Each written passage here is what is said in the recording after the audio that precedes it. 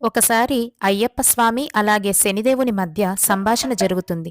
శనిదోషం కారణంగా మనిషి ఎదుర్కొనే కష్టాల గురించి శనీశ్వరుడు అయ్యప్ప స్వామికి వివరిస్తారు. శనిదోషం ఉన్నవారు తమ సహజ శోభను కోల్పోతారు, అలాగే తీవ్రమైన చలిని అనుభవిస్తారు, ఆస్తులు కోల్పోతారు, భిక్ష అడిగే స్థితికి చేరుతారు అని శనీశ్వరుడు చెప్పారు.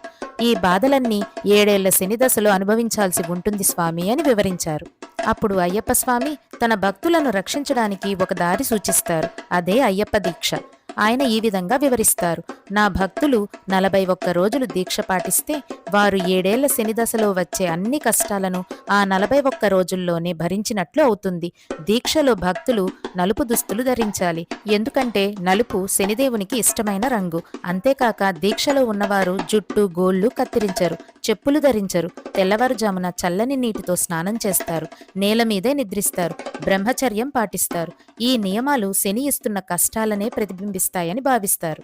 అలా అయ్యప్ప దీక్షలోని నియమాలు శనిదేవుని ఇచ్చే పరీక్షలతో సమానంగా ఉంటాయి. అందువల్ల 41 రోజులు దీక్షను శ్రద్ధగా పాటించిన భక్తులకు శనిదోషం తగ్గిపోతుందని, శని అనుగ్రహం లభిస్తుందని నమ్మకం. భక్తులు అయ్యప్ప భజనలు చేస్తూ శనిదోషం నుండి విముక్తి పొందడానికి ప్రార్థిస్తారు.